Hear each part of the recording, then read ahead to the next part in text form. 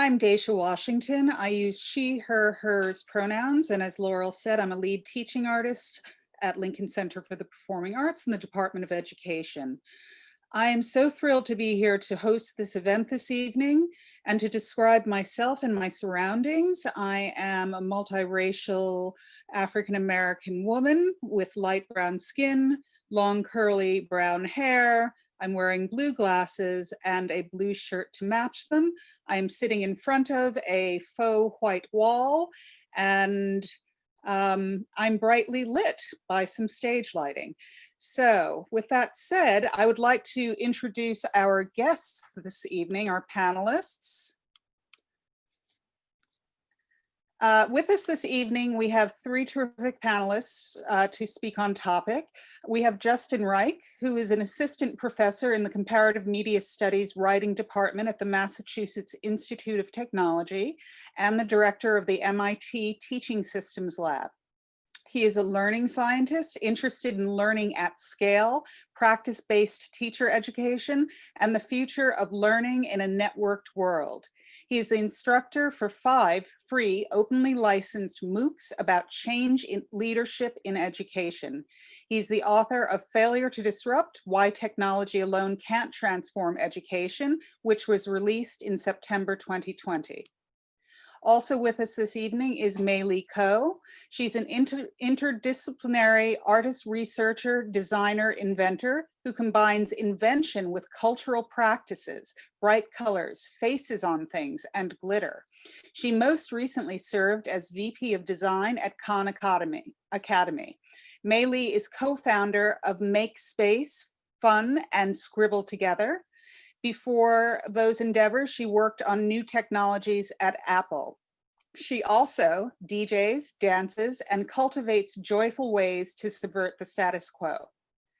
And finally, our third guest is Jeremy Birnholtz, a tenured associate professor and associate department chair in the Department of Communication Studies and the Computer Science Department at Northwestern University. Jeremy's research focuses on aspects of online self-presentation and social attention.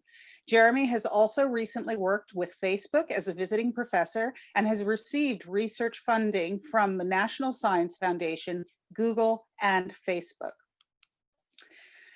Before I hand it over to our panelists to share about their interests, I wanted to let you know that each panelist will have about 10 to 12 minutes to present on their area of interest. We have culled some questions that we received in advance of this evening's session, and I will direct some of those to the panelists. Thank you to those of you who sent in questions. We will also be pulling questions from the live Q&A feature on Zoom. Towards the end of our session, we will have an opportunity to experience our panelists in discussion with each other as they ask and field questions.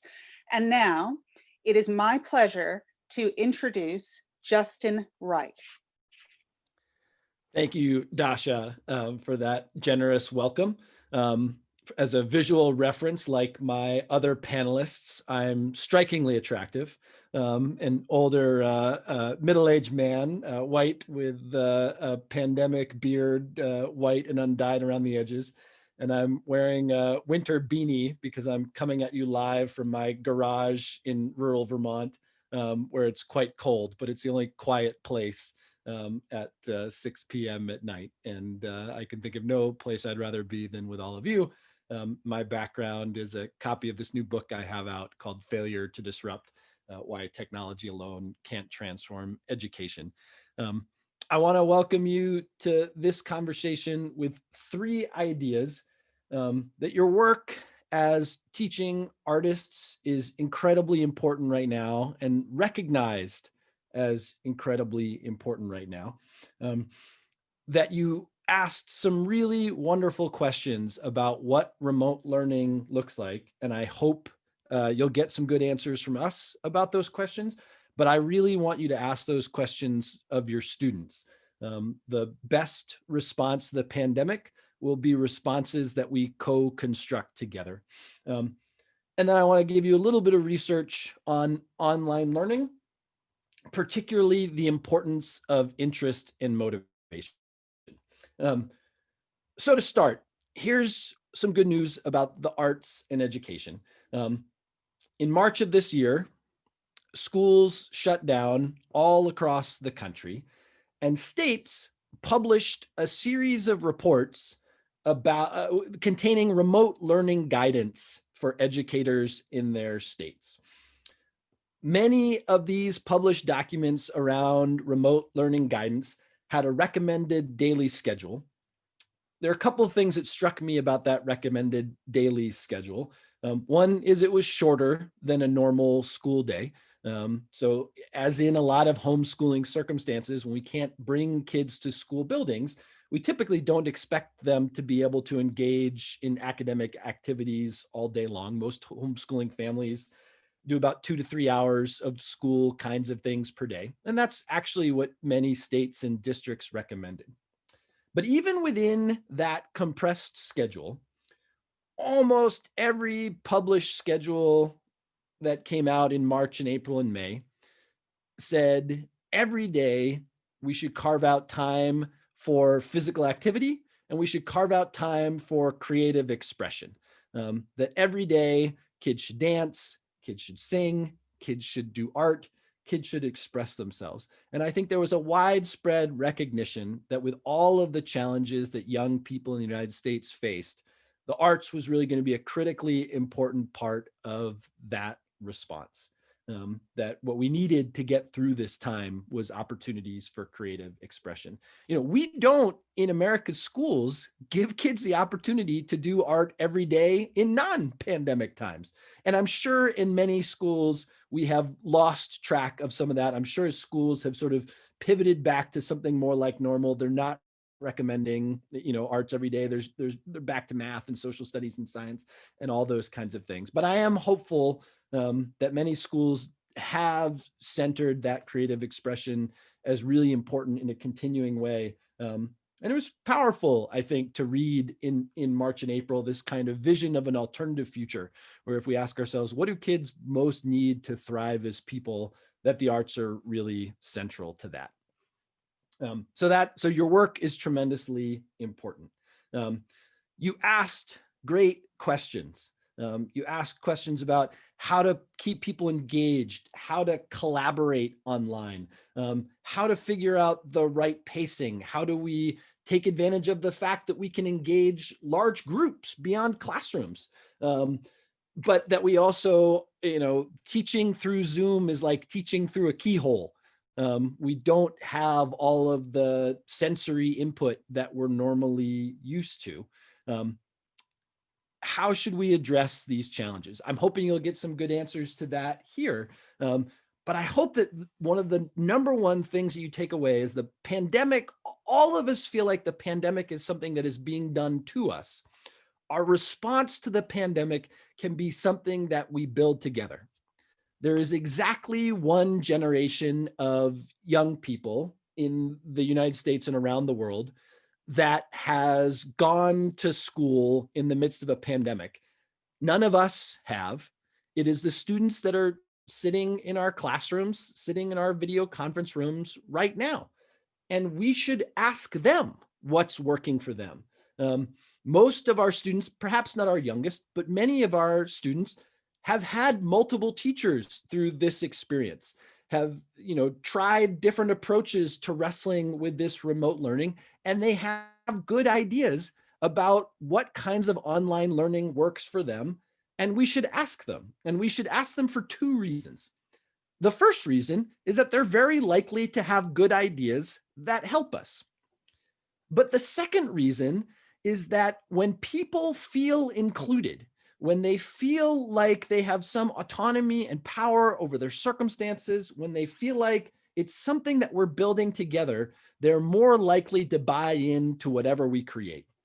For a lot of the routines we might come up with, one routine is probably about as good as another. They all have their imperfections. But if there are routes that people choose, then they're more likely to take ownership of those choices. So the third thing I want to introduce is that we have a bunch of research on online learning. And here's the bad news. The bad news is a lot of people find it really hard. Our most proficient learners typically do fine. People who would learn well anywhere, learn well online. But most learners experience something that Ray Kopp, when studying the California community college system, called an online penalty. And he and others since have observed that the online penalty is not equitably distributed, that it is more likely to be borne by the students who are typically less well served by education systems, that it's more likely to be an issue for Black students, for Native American students, for Latin American students, for students who struggle academically. Online learning's just harder. One lesson that we can take away from that, which I think will come naturally to arts educators, is that this is not a time to take a sink or swim, take it or leave it approach to teaching and learning. This is a time to recognize that students who are struggling most are struggling because of structural challenges that they face in their lives, and not necessarily from a lack of internal motivation or desire. But the second thing that we've observed about online learning is that from all different kinds of backgrounds, from all ages, from all walks of life, when people study things they really care about online, they prove remarkably proficient. Young people all across the country teach themselves to dance, teach themselves to do their hair and makeup, how to beat levels of a video game, how to program, how to draw, how to play an instrument. When people choose what they want to study online, they can be remarkably effective. Online schooling is really hard. When we ask students to take on learning challenges that we set for them, that we dictate for them in the curriculum, students have real motivation issues with that. It's not hard to understand why. I'm sure many of you experience motivation issues trying to do your jobs through the keyhole of Zoom. Sometimes I think about like a third grade student who lifts their head up in a class because they're bored. And if they're in a classroom and they look around, like a bunch of other kids have their head down doing what they're supposed to doing. And they make eye contact with the teacher, and the teacher gives them that sort of loving, but why is your head up kind of look? And they go, I think I'll just put my head down and keep working. When a third grader picks their head up at home, there's a new PlayStation 5 in the corner, and there's a refrigerator full of snacks, and this Chromebook they're working on has web links to a bunch of games, and it's pretty easy to be drifting off into other kinds of things. So to the extent that we can, if we know that students show great proficiency with interest-driven learning, and a lot of them have a real struggle with the kind of curriculum-based, pacing guide mandated online schooling, then it behooves us to ask the question, what kinds of changes can we make this year to move our curriculum towards student-driven, interest-driven, peer-driven kinds of learning? There are a bunch of my colleagues who study online learning that describe this kind of learning as connected learning. Mimi Ito at UC Irvine is a great champion of this work. And the idea of connected learning is that we want learning experiences that are interest-driven, that are peer-connected, and that part of our job as educators is to let people pursue these interests and then have us connected back to the academic world, to academic connections. Some of the pre-pandemic examples of this were things like kids who got really into media making and sound mixing, which didn't have a natural home in the curriculum in lots of places. But kids love learning about this stuff, and there are certainly connections to careers and livelihoods and pathways for civic engagement. So in broad brushstrokes, as you're thinking about how to approach the challenges of this year, many teachers are really struggling this year. Master teachers, people who have spent years and decades honing their craft, they feel like first-year teachers again. They have that sort of terrible feeling in the pit of your stomach, like 1,000 things are going wrong, and they all have deep root causes, and you can't fix all of them. I hope some of you who felt that first-year feeling at the beginning of the year are feeling a little bit more like a first-year teacher in the middle of their year, or maybe even a second-year teacher. But if you're struggling with this, we've talked to teachers across the country in every subject area, public, private, independent schools, and this is hard. If you're having a hard time, that's normal. I hope you show yourself some grace. But the work that you're doing is tremendously important for young people's well-being right now, for their academic learning, for their civic engagement. And I think there are some ways in this process that important state policymakers, not enough, I'm sure, but have really recognized the incredible importance of the arts in education.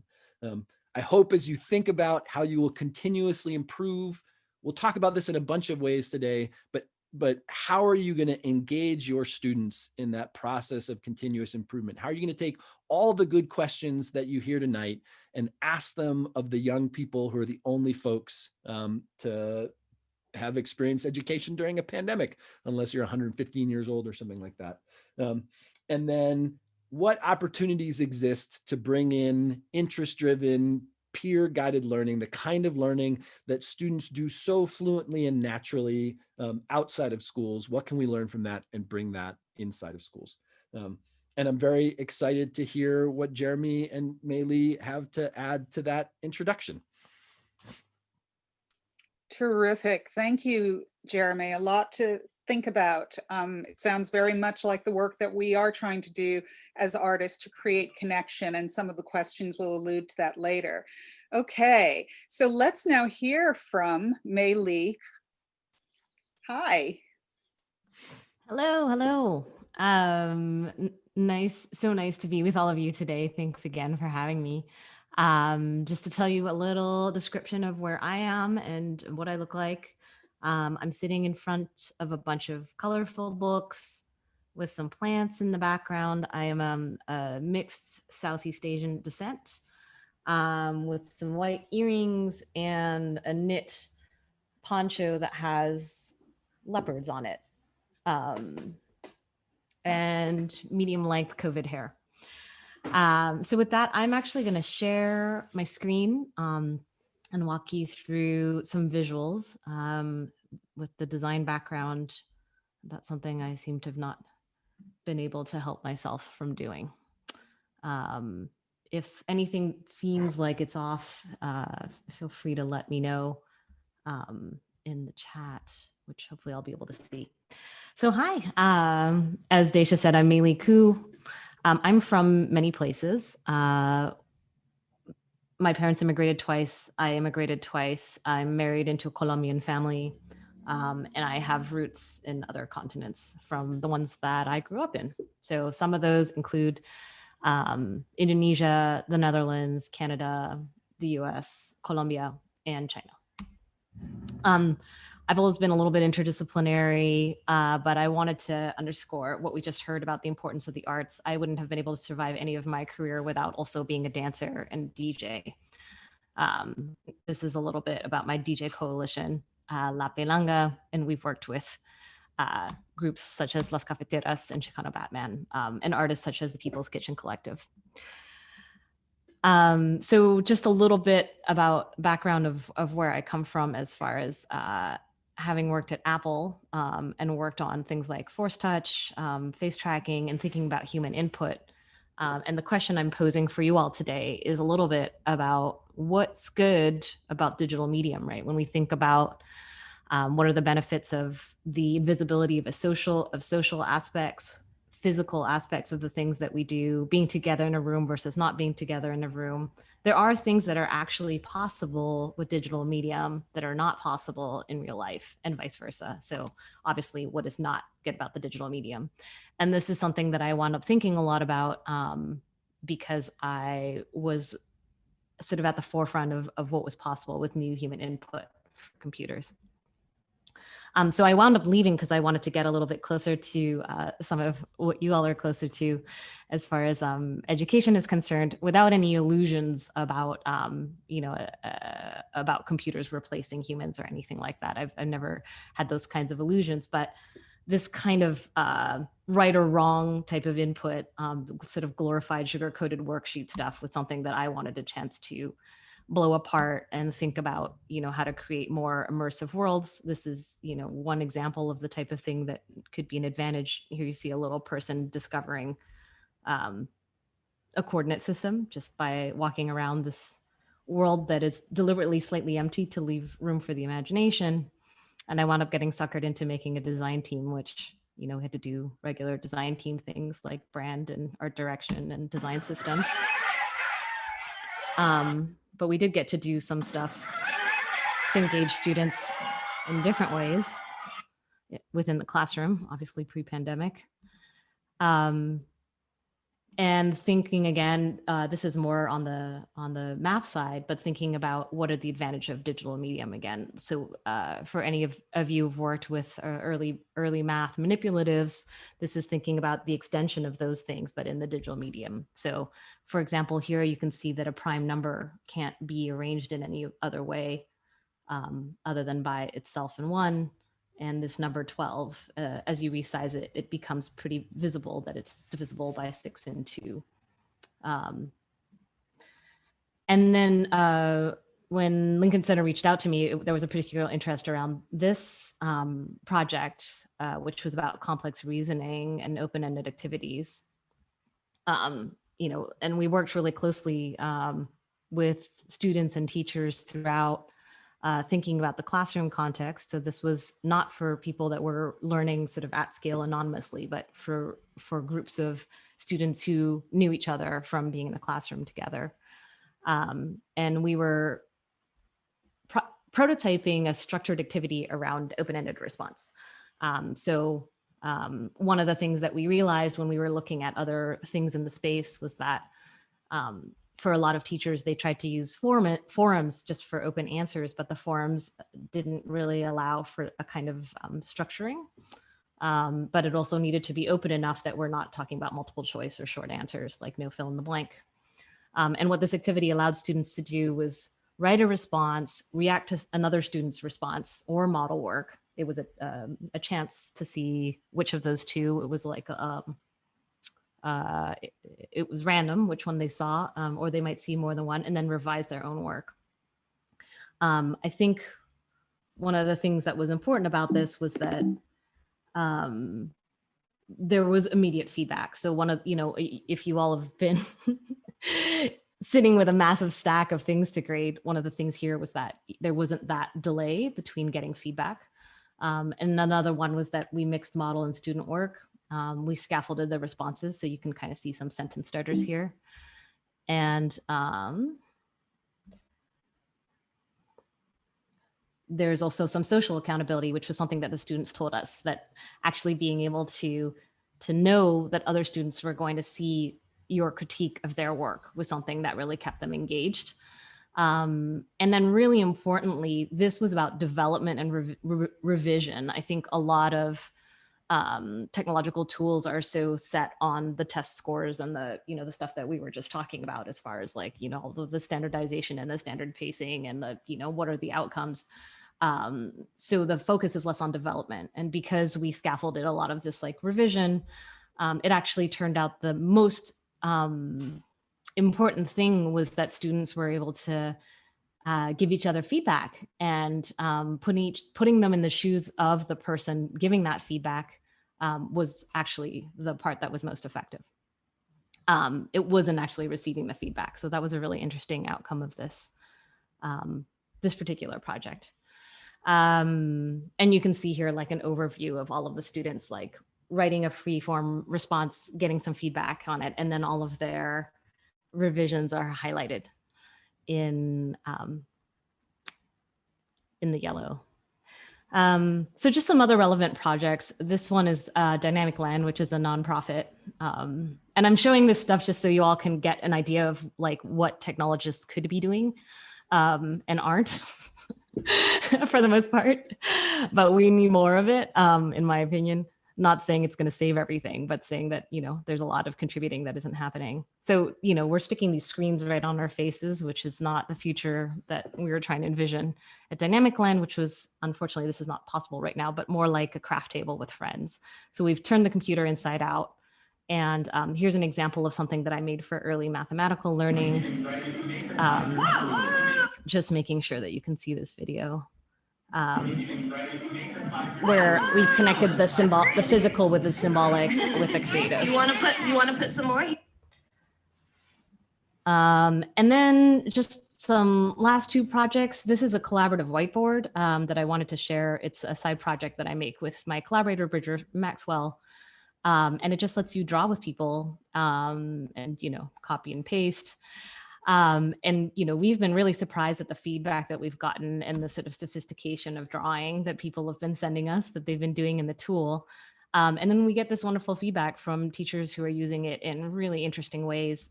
Somebody teaching concept art, here's an example. We've also heard from illustration teachers and obviously a lot of math teachers. And this is an example of something that Professor Ardila has been doing in his classroom, which is like starting out the semester with a community agreement and doing close reading together with collaborative underlines. And you can also see his recreation of a gallery walk here, where as people break off into different rooms, he's able to get people to essentially draw in different areas of the board and then come back together afterwards. At the same time, it also allows him to see the different student activity as it's going on, because he can move up and down the canvas and then pop into different breakout rooms if he needs to see what's going on. And then this is like another example of him just having a canvas area where everybody's drawing together at the same time. I just wanted to make sure that in case anybody wanted to try it, you can use 4 bars of soap after downloading the iOS app and entering a code. That'll give you a couple months free.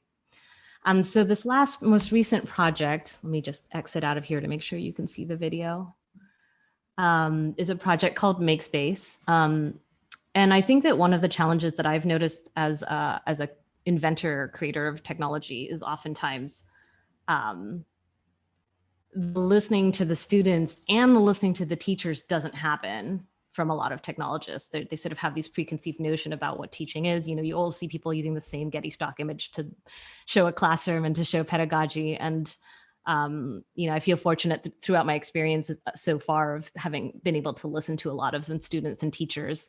And so, sort of out of that discontent, we are looking at a tool that allows you to, first of all, create a vibe, which, we're sitting in the Zoom chat right now and has no vibe. And also reconfigure with spatial audio and rooms and images. So you can see here that people could circle up in the middle of the room or go into breakout rooms and collect items together. And this is something that's under development. So it is not out yet, but we're working on it. And this is like the last concept that we've put together. This, I really personally really love the idea of being able to lay out a bunch of texts and then get into them with people and see the little cursors reading down the page as we're in it together. So this also brings in that sort of social aspect and the immediacy. So yeah, with that, I think I also want to underscore the importance of the work you're doing. I would not have survived my work in technology or even my high school work without the kind of connected learning and the chance to really express myself in the arts. So mostly thank you for all that you do. And I, as a person who creates these things, I'm just really invested in supporting you. So thinking about what it is that we can do with the digital medium and what we can't. That's it. Thank you. Thank you, May-Li. It's really exciting, the technology that you are developing, and I can't wait to see MakeSpace when it's finally finished and to play around with Scribble together. So yeah, and I love the question you ask about digital media. One question I've been asking when I feel frustrated about being in these platforms is, what can I do here that I couldn't do live? And that has been a really motivating question to try new things and to think about my practice differently. So thank you. Okay, so can't get too excited. Because I want to start asking a lot of questions myself. But first, before we get into our questions, I'd love to introduce Jeremy Birnholtz. Jeremy, would you join us? Oh, there you are. Hi. Hi there. So thank you very much, Desha. Thank you all for joining us. I certainly want to echo appreciation for the work that you all do and the difficulty of doing it now. To give you a quick visual description of me and where I am a white man. I have glasses. I have dark brown, curlier than usual hair. I'm wearing a dark sweater and I'm sitting in my living room. So behind me is a bookcase and in the far background is my kitchen. So I also have slides because I'm going to use them to illustrate a couple points and because they keep me on point. So let me just bring you all back. There we go. So I'm going to begin with 3 points. I was happy when I read all of your questions, or some of them anyway, that you were asking the same questions that I started to ask when I was figuring out how to move my own teaching online. And as one who's spent the last 15 or so years thinking about how people communicate attention and present themselves online, I thought I would take some pointers from my research that informed how I thought about moving teaching online, and we can use that as a starting point for some conversations. So I want to make 3 key points, and I'll unpack these as we go on. So the first one is that attention is a negotiated process. It's a negotiation. It's not something that's static. 2 is that media create ambiguity, and that has consequences for how we use media. And then 3, a theme that I think has come up in all 3 presentations, is this question of what are the ways that we can go beyond being there, if you want. So let's start out with the fact that attention between people is a negotiated process. We tend to think of paying attention, but we don't always think about the signals that we have for that somebody's paying attention to us, or the ways that we try to get somebody's attention when we want it. So for years, I've used this photo to illustrate. And if you don't see the photo, this is a photo of a woman approaching a man who's seated at a desk and he's looking up at her. And there's just so much going on in this photo from an attention standpoint, because what we see is that, and the woman's name is Jen, the man sitting down is Dan. As Jen walks up to Dan, the fact that she's paying attention to him as she gets closer becomes more obvious to him. And at some point, he sort of has to look up to avoid being rude, because he knows that he's becoming more aware that he is the focus of her attention. And when he does that, he signals that he's aware of that, and she can begin to talk to him, and he can either carry on the conversation or look away. And there's so many cues there that get lost when we're on Zoom or when we're chatting or using other technologies to interact. But we as creatures are so used to seeing those cues, those signals of attention, and we're so used to being able to negotiate attention and to see who's paying attention to us in a classroom, for example. And that's much harder online. Negotiating attention online, no matter what environment you're in, but particularly in an environment like Zoom, is very different. So just to give one example, I captured this image the other day of me looking at my camera, but even though, or rather I'm not looking at my camera, I'm looking at the Zoom meeting, but because my camera is on a separate screen mounted on top of my laptop, it actually looks like I'm not looking at the meeting at all. And we're not used to having, I mean, it's as if our eyes were somewhere else, right? We're not used to having that. We're not used to having those signals. And so being able to negotiate when you're not even sure who's looking at you. And also when you're in a Zoom call, you don't know if the instructor is paying attention to you, right? You just know that they might be looking at the camera or they might be looking at their screen, but there's no way to signal individual attention to somebody. And so that can make engaging and interacting so much harder when we don't know who's paying attention to us and they don't know if we're paying attention to them. So we'll come back to that. The second point that I want to make is that media create ambiguity. And when I talk about media, I mean basically anything that's between you and me when we're trying to interact with each other, whether it's texting or video or really any medium we might be using to interact. And to illustrate this point, I want to show you a text conversation. And if you don't see it, this one person saying, hey, can you talk for a second? And the other person says, presumably sometime later, oh my gosh, so sorry, I just saw this. I was in a meeting. Are you still free? Probably you've sent or received a message like this. And chances are at some point you either didn't think it was true or you know it's not true because you just told a lie, right? And we call that a Butler lie. And the reason we call it a Butler lie is because it's the sort of lie that the butler might have told when answering the door once upon a time. But the reason that I'm mentioning this now is because that lie works for a few different reasons. And one of them is that the other person doesn't have any idea what I'm actually doing when I send this message. And so that ambiguity that's created by the medium of texting, where we can't see the full context, allows us to tell a lie like this. And in fact, if you had red notifications turned on, that lie wouldn't work because you would know that the person in fact saw the message much earlier and they were lying when they said that they just saw it, right? And so I use this to illustrate the point that when there's ambiguity created by media, people tend to exploit that. And we've seen this in my group's research again and again and again. People exploit the ambiguities of media to do things that are beneficial for them and sometimes beneficial for the relationship, right? So in the case of these types of lies that, like I said, we call Butler lies, they work for a few different reasons. One is the medium is different, right? You don't see the full context. But that wouldn't work if, for example, we didn't have a shared understanding that my being in a meeting was more important or a higher priority or an acceptably higher priority than a text conversation, for example. If we didn't share that belief, then you would not accept that explanation. And typically, these types of messages work, even when they're deceptive, when both people believe that you're doing it for the right reason. You're doing it to save the relationship. You're not doing it to be mean or nefarious or something like that. And I would argue that there are similar dynamics at work when we're teaching online, where, for example, the students, as we know, very often will try to exploit the ambiguity of an instructor not being able to see their full context by either turning off their camera or aiming their camera strategically so you can't see everything that's going on. And that reflects a changed power dynamic as well as a changed media dynamic, in that we're used to being in classrooms where we can see everything that's going on. We can, or much of what's going on at any rate, and have control over what's going on. But that's not true online, and students know that, and they're going to take advantage of that.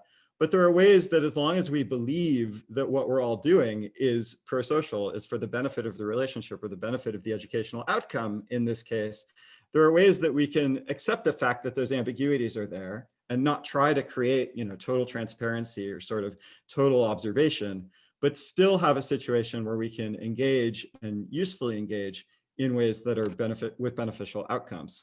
And that leads to my third question, which again highlights a theme that we've seen a few times. So I'm going to make a couple different points about that, which is, are there ways that we can go beyond being there? And this question wording comes from a paper in my field that's almost 30 years old now, that asks this question of, when we're trying to design technologies for people to work and communicate online, can we not just try to replicate what's face-to-face, because that's never going to be as good, but can we instead go beyond being there and exploit the technology that we have available? And one way that I think we can do that very, very easily is by thinking about something like media comfort and the comfort of everybody in the room. And we may tend to think that our students, having grown up in the era of mobile phones and Facebook and Instagram and all of the things, are very, very comfortable with video conversations and phone conversations and all of these different ways of interacting, when maybe they have preferences. So we can use mobile devices and laptops and so on to get attention in lots of different ways. We can use text messaging and chat.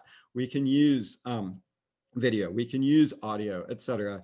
And so there may be some utility, I would argue, in attempting to meet students where they are. I saw a lot of the questions were, how do we get students to turn on their cameras? And a lot of times there are really good reasons for that, but a lot of times maybe it's not necessary. And there's been some research, this is an older study, but this is a Pew study suggesting that younger people tend not to be as comfortable on phone calls or video calls, for example. They reserve those for their closer relationships. And mostly when they interact with people they don't know very well, they do that by text. And that's not to say they don't know how to talk to each other face to face. It's their preference. It's where they feel most comfortable interacting. And if there are ways that we can meet them where they are, that may be a useful thing to do. And so I would close by arguing that there are ways that we can create what I want to call sort of attention checkpoints for ourselves and for our students, in terms of thinking about how are students signaling their attention to us, and what are the signals, what are the bits of information about their attention that we actually need? And sometimes we may need video for that, and sometimes we may not. How are we signaling our attention to them? Because if we're just staring at the camera, they have no idea if we're looking at them or we're looking at somebody else. So ways to signal individual attention to students, thinking about what is the meaning of that attention in different contexts and in different activities. Is it because I want you to be listening to what I'm saying? Is it because I want to show you that I'm understanding your perspective and I'm trying to work with you on this? Is it that I'm trying to help you? And how do we structure our online activities and check-ins in ways that allow us to communicate and draw on and negotiate attention in ways that take advantage of the medium and also allow us to move toward our outcomes? So I look forward to talking with all of you more. Thank you so much, Jeremy. So much to think about there. I wanted to pick up right now with a question that popped up in front of me while you were speaking that seems to be related. This is one of the questions that we pre-fielded, and I will read exactly what the participant said. And also May-Li and Justin, if you want to come back in, that would be great and join us.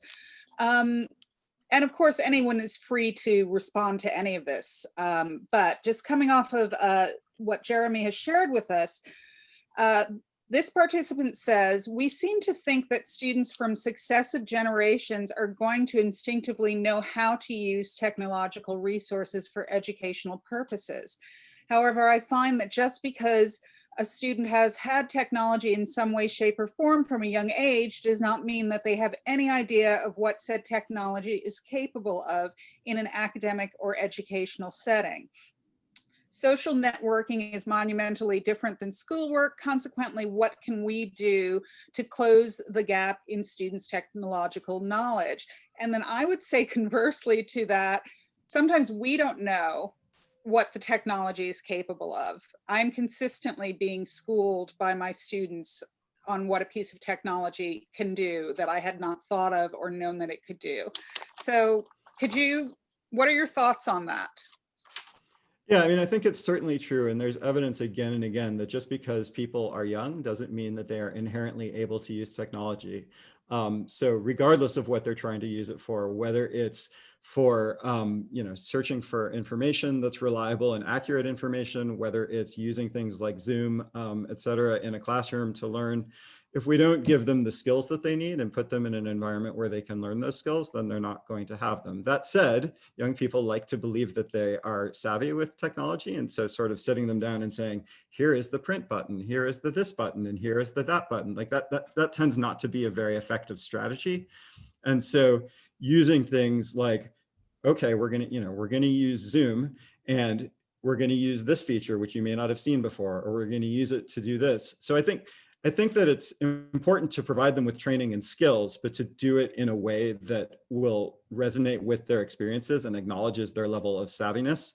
And that, in my experience, tends to get them to respond.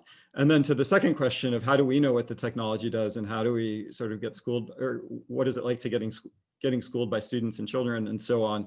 And I think there, like, so much of it can come down to like engaging the students and letting them do some of the teaching as part of their learning and saying, hey, let's do presentations. Show me something cool I don't know about Zoom. Let's have you do some of this. And every time they do something cool, take notes and then ask them after, how did you do that, right? Like, I don't think we have to go in believing we need to know more than the students. I don't think there's any reason why that should be true, particularly in this case where none of us have done this before. Mm-hmm, mm-hmm. And leading off of that, I saw a question in the chat, or maybe a little frustration in the chat earlier, about the plethora of digital platforms that are available, and how do we as educators, how do we as artists know how to use them in the most effective ways? What guidelines would you share on that? We did some interviews with teachers for a report that came out called What's Lost, What's Left, What's Next, a link to which I'll put in the chat. And one of the most common frustrations that families articulated last spring, especially middle school and high school students, was they felt like they had 7 different masters. Each of their teachers had like a different online platform, a different online approach, so many logins, so many passwords, and people felt really confused. So I think a lot of schools this spring or this fall started by saying, well, let's have a smaller number of technologies that we all agree upon. I mean, if you start sort of stitching some of these thoughts together, Jeremy says that we need to instruct people on the platforms that we're going to use for learning. And that's the premise of the questioner's question, which I think is exactly right. And some folks in the chat say people are kind of overwhelmed by having too many platforms. Well, it sounds like then the answer is, let's pick a small number of things that ideally we want to use across a grade level team, across a middle school, across a high school, and say, we're not just going to trust that students can pick this up, but we're actually going to take responsibility for instructing people about how to use these things. Those kinds of instructions often fall between disciplinary lines. Like it's not clear that it's the math department's job or the art department's job or the history department's job to teach X, Y, and Z. And so actually in a lot of cases, they just don't get caught. So one thing that I think, school teams can do, grade level teams can do is say, okay, if we haven't done this yet, as we're looking towards the spring semester, like it would really be better if everyone knew how to do X and everyone knew how to do Y and everyone knew how to do Z. So why don't in this class, we make sure that all the history teachers teach this thing. And in this math class, we make sure they all teach this component. And I think, this is the sort of moment in which in the American school system, we very much have this sort of like, I close my own door, I teach my own way kind of thing. But this online and blended learning, it really works a lot better as a team sport.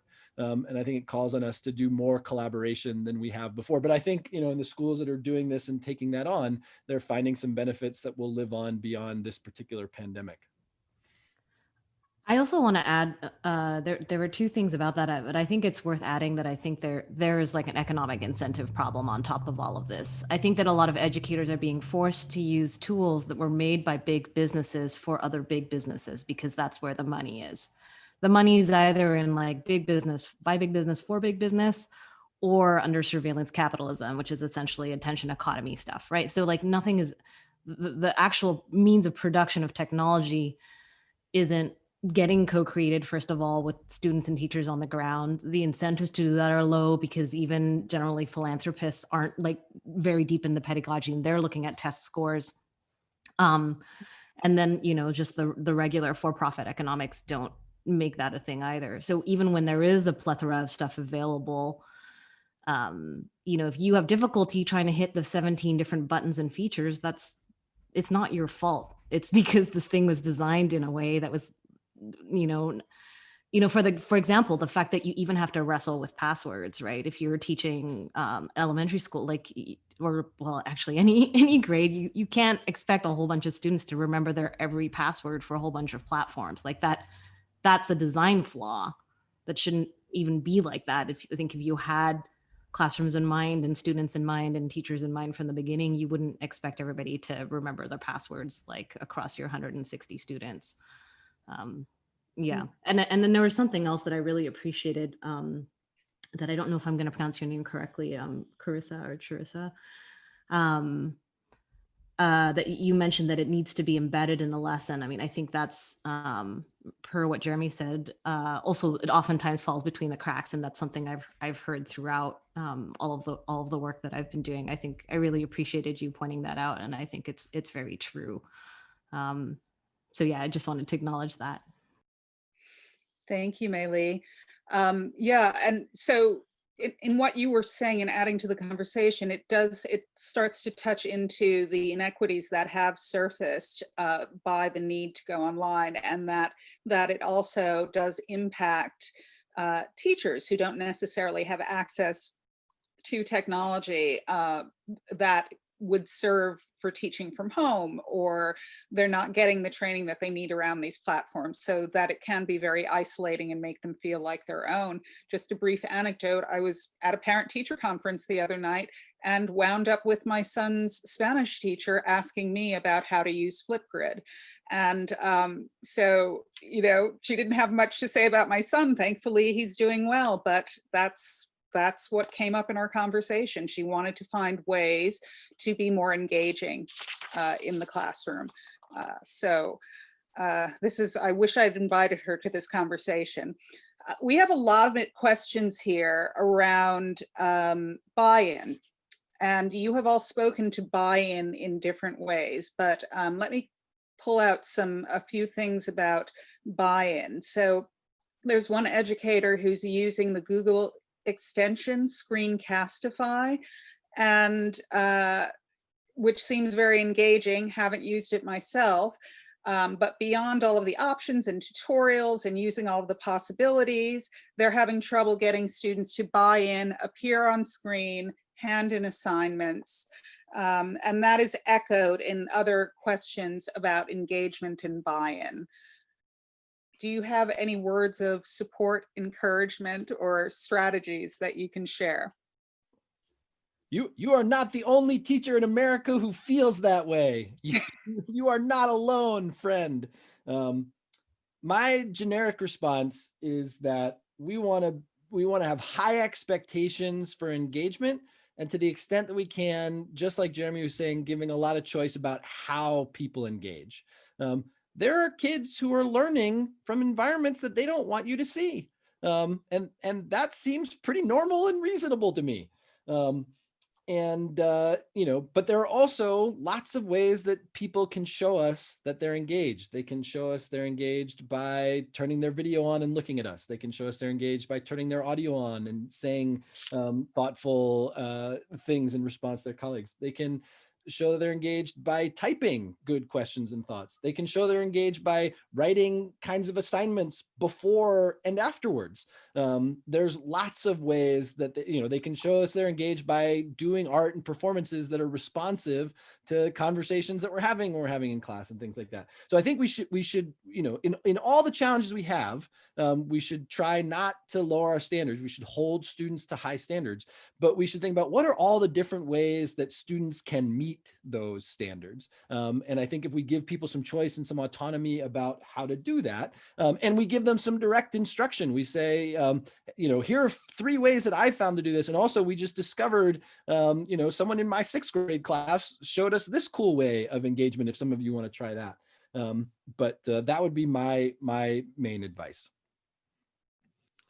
So I would agree with everything Justin said. I would build on that by also saying that finding ways to model the behavior you want to see can be extremely helpful. So on the first day of my lecture this quarter, I had my team of teaching assistants model exactly the kind of interaction that I wanted to see from the students for the rest of the quarter. And I said, like, today the TAs are doing it and the rest of you don't have to talk that much. But starting the next day, we're going to expect you to do exactly what you can see the TAs doing today.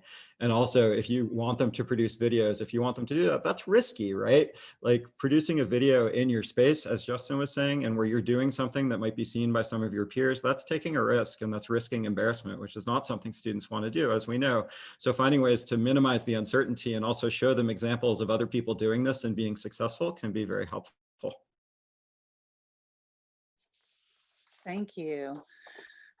We also have questions around something that we think is lost, which is intimacy, that we are not able to walk up behind a student, let's say, Jeremy, as you talked about in your example. What are some of the best ways to build intimacy with small groups of students online? And then also, let's just start with that. And then I do have another connection I want to bring to bear. So if I can start with that, there was a long stream of research in the 90s and early 2000s where there were a lot of researchers who were arguing that, well, we're never going to have the same kind of relationships online that we have face-to-face, and so we're going to try to prove that. And then there was another group of researchers who were saying, no, people have very intense relationships online. We see evidence of that in chat rooms and, Dungeons and Dragons simulations and things like that. What we want to understand is, how do those relationships develop? And there's a lot of evidence that relationships online can be very intimate. They just tend to develop more slowly, and they use different cues. And so to me, the question is, how do you get that information out and allow time for that relationship to develop? And so that can mean asking questions. It can mean icebreaker exercises. It can mean getting people to disclose, but also not being afraid when it doesn't happen as fast as it does face-to-face, and giving that time to develop, and also figuring out, like, what are the cues that people might be looking for. Yeah, to share an anecdote of Professor Ardila's class that I was showing earlier, one thing that he does at the beginning of class is he just gives people a second to draw how they're doing. And that happens week over week. So, for example, and I'm sure many of you struggled with this, like having a class on the day of the election, and having that choice of, are we just going to pretend nothing is happening, or are we going to actually acknowledge this?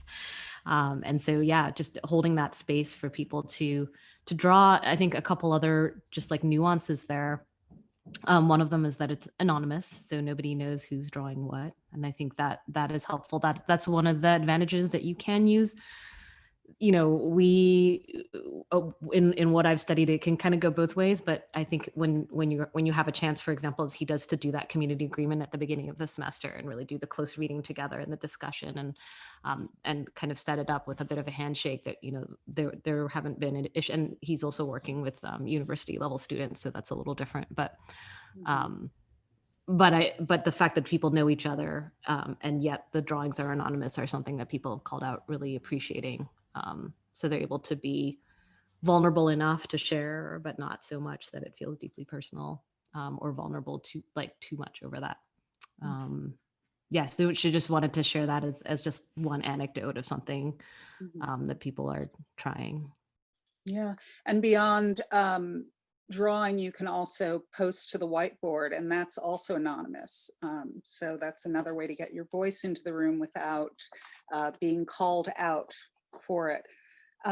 Justin, I was wondering, as someone who has facilitated massive open online courses, otherwise known as MOOCs, how are you able to, there's a question, if things become open to a great number of people, how do you create a more, is it possible to move our work to scale in that way? Thinking, that we are progressive educators, that we are artists, how can we do that and maintain intimacy? Is that a possibility? It certainly is. I would say a huge advantage. So we create these online courses. There's one just wrapping up a couple of days ago called Sorting Truth from Fiction that we're going to rerun in March. We have another course called Becoming a More Equitable Educator, Mindsets and Practices that I teach with Rich Milner from Vanderbilt that'll be online again. But so much of the online learning that we've done historically has been opt-in. When people sign up for our classes, they want to do online learning. This is not the case for the 57 million school children in the United States this year. They're here because they have to be. So there's all kinds of things that we do to generate intimacy. We have a lot of asynchronous content. We have a lot of on-demand, go watch videos, do exercises, things like that. And then we make sure that we take time to do live synchronous things where people can meet and connect with us as instructors. We sample regularly from the work that people do in the class, and we feature that work in various ways so people feel like they're being noticed and recognized for the work that they do. There are a whole bunch of tools like that. We do some things. I mean, May-Li and Jeremy both spoke to this, what can we do in these courses that we couldn't do in a face-to-face course? Well, we use documentary video to transport you into classrooms, into schools that are working on anti-racist education, to see how faculty wrestle with these issues and what it looks like in actual interactions with teachers and students that would be sort of impossible to go from Florida to Indianapolis to Oakland in a few minutes. But my main thought about these ideas of generating intimacy is that in typical in-person classroom sessions, a lot of our intimacy, our relationships, which are the foundation of schooling, are generated through these kind of serendipitous moments. You catch kids at the beginning of class, at the end of class, a kid does something kind of special in the middle of the class, and you find a way to bump into them on the way out and be like, hey, that was pretty cool, that thing that you did there. These intimate serendipitous moments are so much harder to generate online. The kind of one-on-one moments are so hard to generate. And I think the only way to get around that, is to make more deliberate time for them. In my teaching, in my student advising work, we're just taking way more time this semester to catch up one-on-one, to schedule meetings, to in the course of a normal 45-minute class, things break down for 3 or 4 minutes and we just get kind of silly, and that silliness doesn't happen in the same way spontaneously. And so instead we have to all right, we're going to schedule 5 minutes of silliness, which we probably wouldn't do otherwise, but we sort of have to build those kind of things in there now. So that's, I would say, the main piece of advice I have is if the things that are really important to your teaching aren't showing up on their own, then schedule time for them and make them happen. And I know people are enormously busy and you don't actually have that time, but I also know that teachers are these extraordinary creatures who dig deep all the time and find the impossible and make it happen. Yes, they are. So I'm going to conflate three questions here, and then we are going to go to the Q&A. So these questions center around screen fatigue or Zoom fatigue. What does research say about it? How much is really too much? And what is the average attention span? Is the average attention span of a person shorter online or offline? Is there any correlation there? And how do we deal with it? Is it better to have many transitions, fewer transitions? When we're thinking about structure, what should we be thinking about?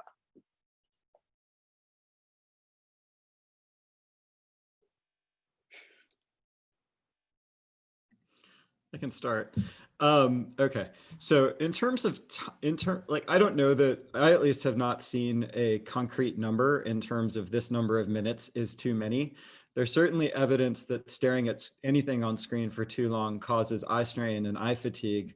But I think beyond that, a lot of it really depends on what's happening on the screen and what you're actually doing and how interactive it is and so on. It's sort of like the screen time research for kids that for a while seemed to be equating watching TV with Skyping with grandparents, which seem like fundamentally different activities that are going to have very different value structures. And so thinking about what's actually happening on the screen seems really important in terms of the actual time. In terms of attention span, I'm not sure if there's research on whether, looking at a screen per se, but I again think it fundamentally comes down to what's going on and an acknowledgement that the cost structure is very different. If somebody's sitting right in front of you, like if somebody were sitting right here where my laptop is, and I stopped paying attention to them, the social cost of that is very high. We've been socialized our whole lives not to do that. Whereas when I'm sitting in front of my laptop, the cost of looking away or picking up my phone and being like, oh, hey, I got a text, that cost is relatively low because we do that all the time. And so where we're seeing attention span things, I think I would argue it's much more explained by the cost structure of the social situation, not in terms of financial cost, but just in terms of what are the consequences of sort of violating norms, and also the fact that we don't have really good norms around attention. And as I think it was possibly Justin, but it may have been May-Li pointed out, there's all these other devices when you're using and all these other potential distractions. So I think a lot of it has to do with that. And there was a third question there, but I've rambled a lot, and I'm sure that my co-panelists have stuff to say. I wanted to speak a little bit about the screen fatigue as well.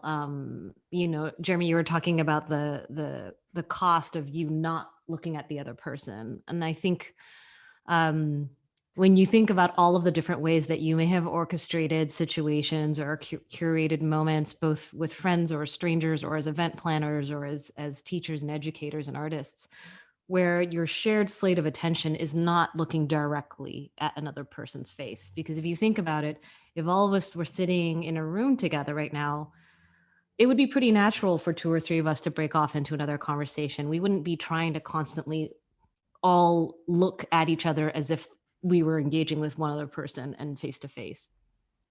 And so in these kind of things that you curate for social anxiety, or just, general social lubrication, your shared slate of attention is something else.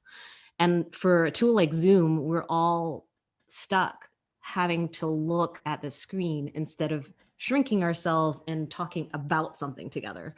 And I think that's a big part of where the fatigue comes from. Like, because of that cost of looking away right now, which would be a lot lower if it didn't matter, because this was secondary and the content was first.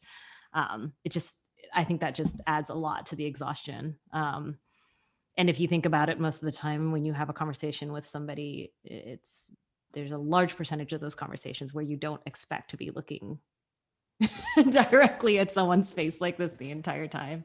It's natural to look away. It's natural to look at other stuff. And we just haven't really made things that do that mixed modality and that fluidly allow us to break off into groups and to look up and have that not be rude and to bring up something shared. So yeah, I think about that a lot, obviously, as an adventure. Drone that can just sort of follow your eyeballs around. So when you look left and right, the drone can kind of we have a little drone sort of circling your head, following your attention, so that when you look another direction, like the drone camera can capture your your eyeballs moving in a different direction. Well, I'm sure there's a department at MIT that's working on that. So I'm going to jump over to some of the questions that have come up during our time together this evening.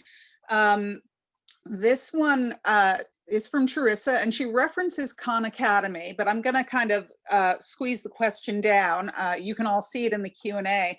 For me, it speaks to a Pandora's box that's been opened. And now that the box has been opened and we've all been forced online, it seems like certain activities and things, the benefits that we found, certain things are going to stay online. How do you think that this change is going to potentially impact teacher education? What do teachers, how do teachers now need to learn to teach that is different than the way that they were taught to teach?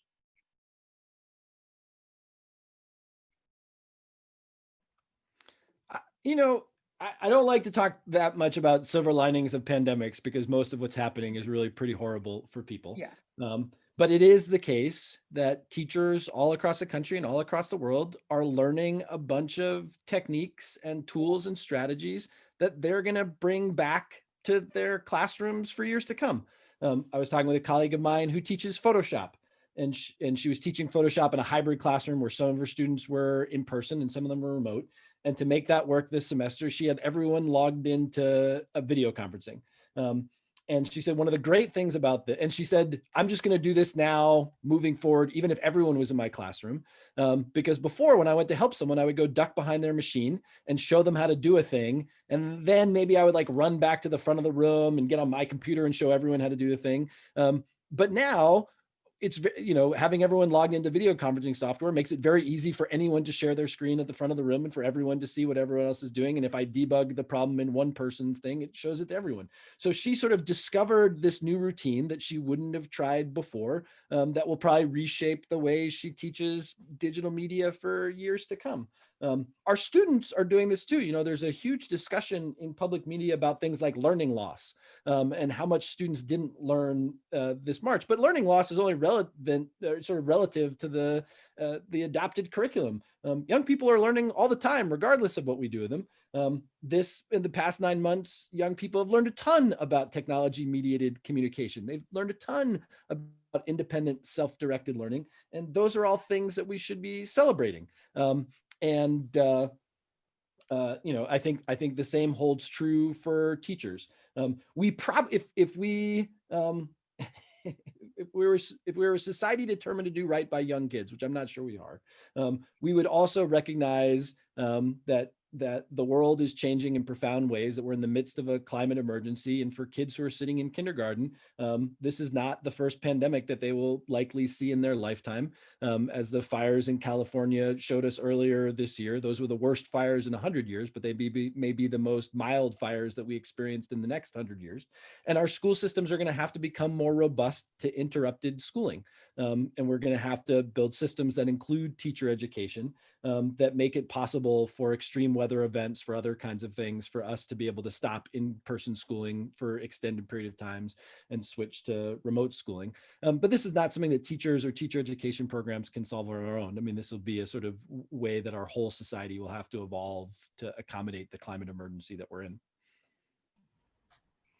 Yeah, I think that there's, you know, per what you were saying earlier, Justin, especially around connected learning.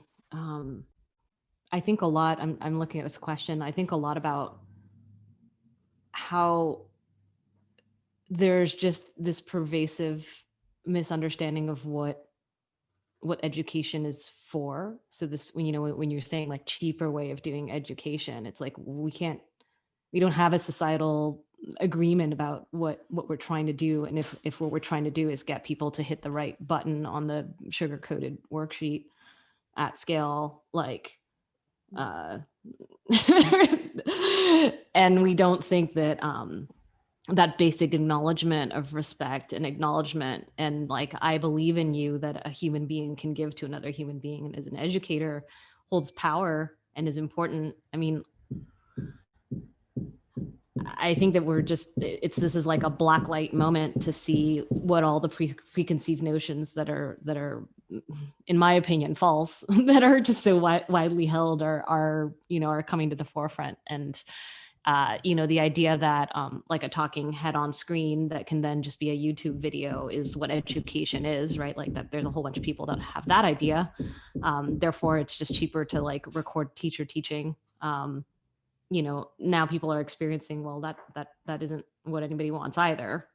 So I'm hoping that like actually a bunch of questions get raised, and I'm with you. I'm not trying to pretend that this is like fun or great, but I think that people are more acutely aware of the difference it makes to be with other people in person, which I think in the past there's just been this kind of assumption that by proxy, like among not everybody, but a lot of people, that typing and video and sound, that's like a person's output, and clearly it's not. It's not the same approximation. I just think that there's like a growing awareness of that, and a growing awareness that like the whole like banking model of education is not fun for anybody.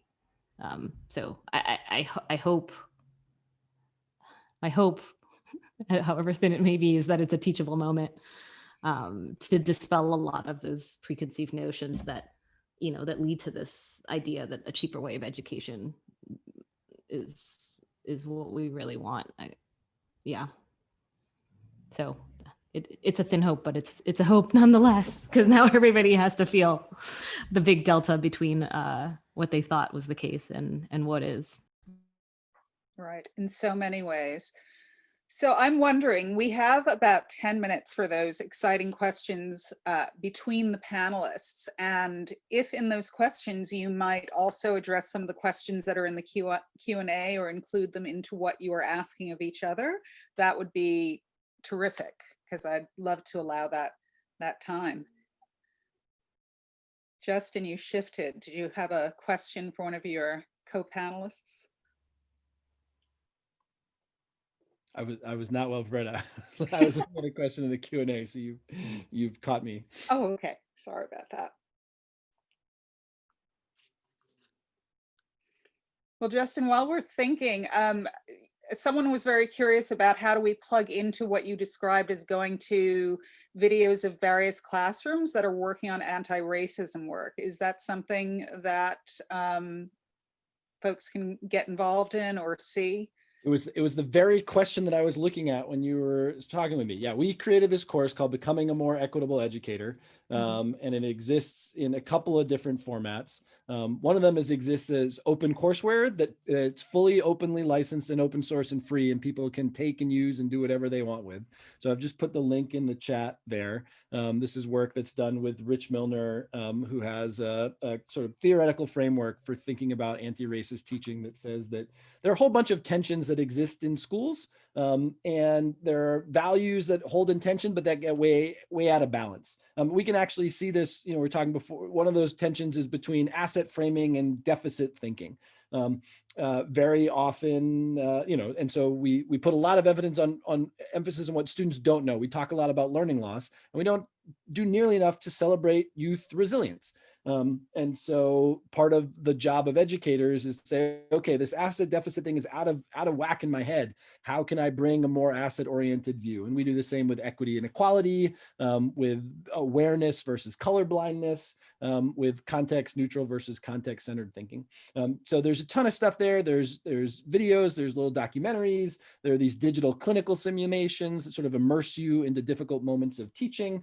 And all of it is free for you to do on your own, or you to take and use, in conversations with your colleagues and things like that. And then on January 15th, we're going to do another facilitated run of the course, and you're all very free to join in on that as well. But the world has not stopped moving as the pandemic has happened, and certainly the offense of this past summer, the police murder of George Floyd, and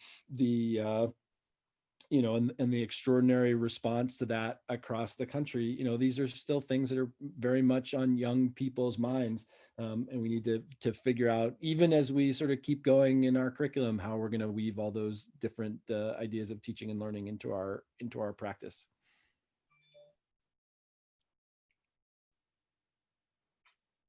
Thank you. So I can What's- ask a question if you. Great, thank you, Jeremy. Sure. So May-Li, I have a question for you, which paraphrases a question in the Q&A, which is about the distinction between designing for engagement of students and educational outcomes and designing for engagement that can become addiction in the way that the social media firms do. I'm curious sort of how you think about that line as you're designing technology. Oh, goodness. Yeah. I mean, I think that's why like the word gamification is like I have many reactions to that word. And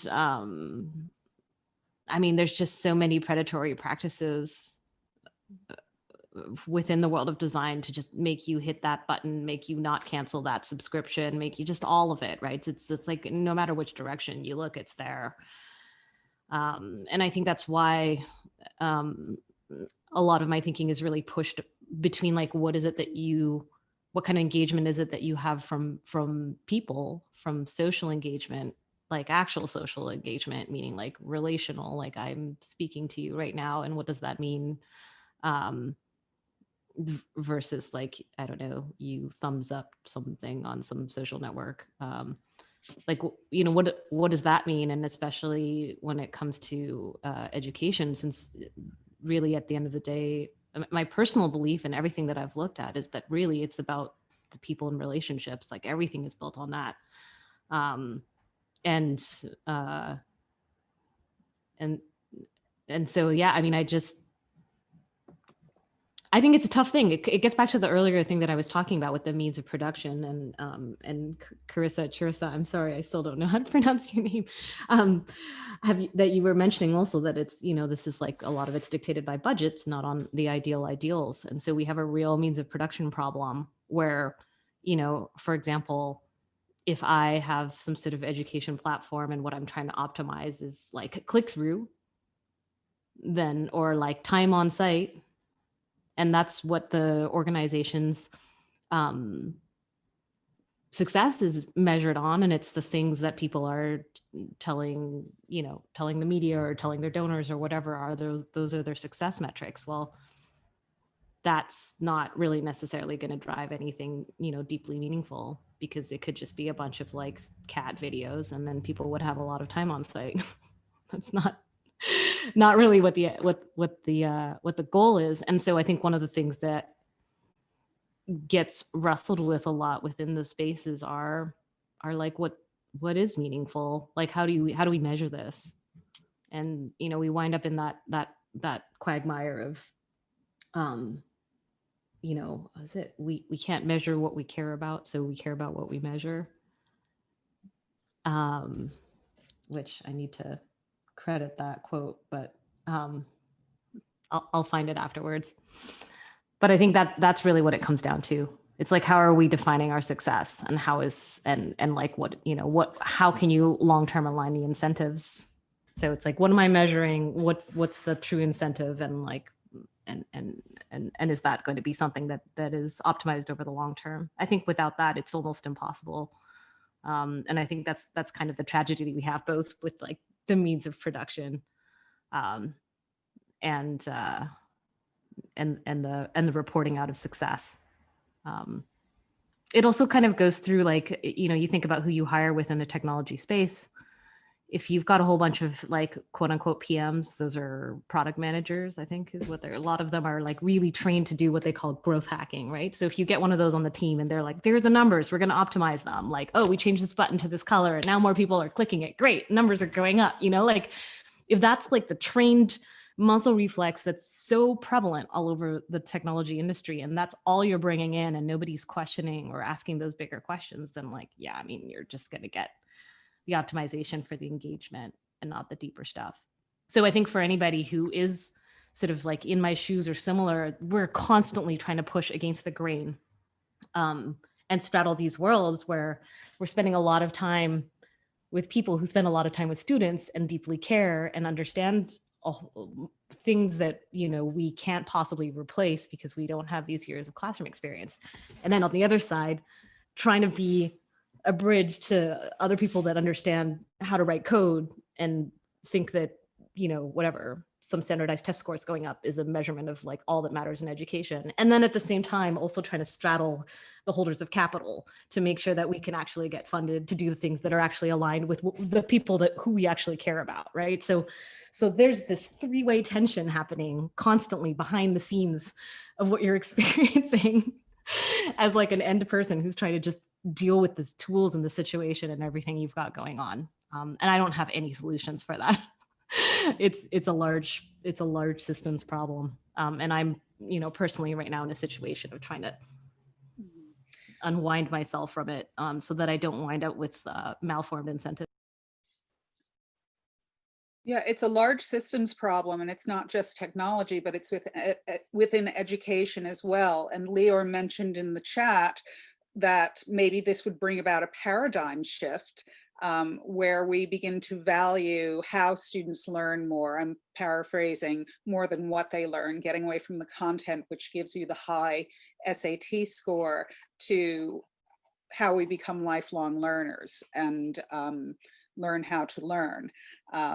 And then it makes me think about what I read in Justin's work about how computers can only measure certain things. So how can we use technology? Again, going back to the question of how can we use it to assess or to engage in things that are less tangible and that can't be quantified in that way. Whew. I don't think I'm going to sleep tonight. My head's going to be reeling.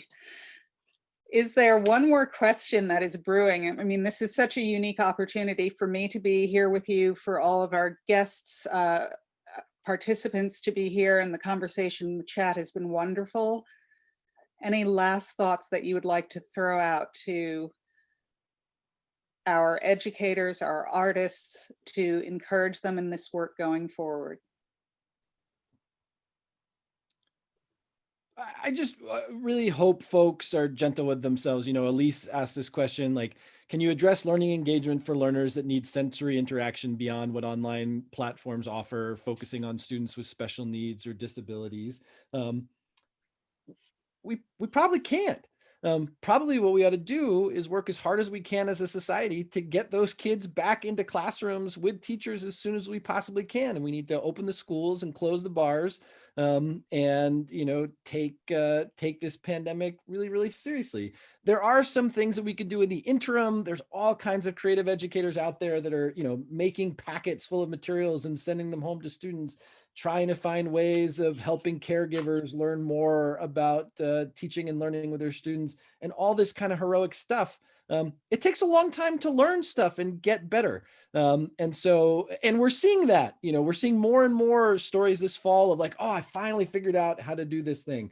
So for those of you who are still feeling like some parts of this are impossible, some parts of this are hard and feel bad, that's really normal. But what is so amazing about America's educators, teaching artists, all of our academic colleagues that we work with, is that people are getting up every day with that, like, not being able to sleep the night before with that kind of yucky feeling and saying, what's the best thing that I can do for my kids today? And I'm, my hat is off to, and my heart is with all the educators that are trying to make this work under really, really difficult circumstances. So there's lots of advice and good ideas you can get from conversations like this. You'll try a couple of them. You'll go to bed at a normal hour tonight, take some free time this weekend, enjoy the holiday. And we're just going to all keep our shoulders to the wheel, trying to do the best we can, making things a little bit better day by day for our students.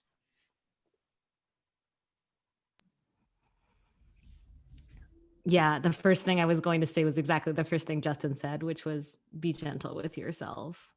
And I think that, we've talked about all of the different situations that students are facing as well. And you modeling that, being gentle with yourself, especially for the students that are being faced with a lot of the hardship right now, also helps them learn how to do that, I think. And that's something I didn't learn how to do very casually growing up. So yeah, so be gentle with yourselves. And also I think that getting back to that measurement thing, one of the challenges is like, and you're in this world with all these numbers being thrown at you all the time. Also remember that you have immeasurably positive impact in everything that you do. And like, yeah, you're not necessarily going to be in a situation where you get back some number that says like, oh, you know, like millions of blah, blah, whatever. But like, I knew that my art teacher saved my life. So, you know, remember that that's the impact that you have, you know, and you may never know about it, but it's deeply meaningful. So thank you. And I would echo all of the thanks and all of the appreciation.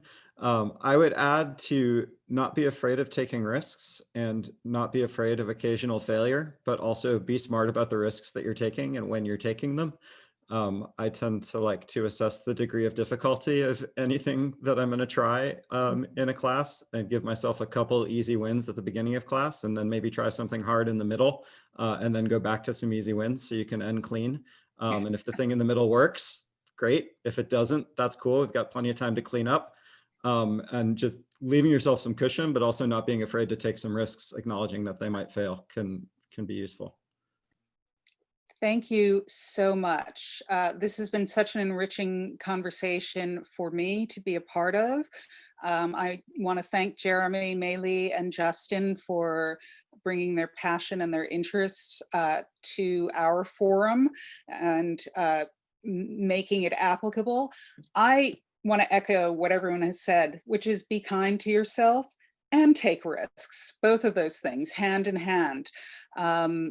And also what May-Li said about what we model for our students. If we say that online spaces are, this is not the same, it's not as good, or if we say, I remember new math being, oh, we'll never be able to do it, what was wrong with the old math? So whatever attitude we put forward as educators is what our students will mirror back to us. In the air of taking risks and experimenting, try things out.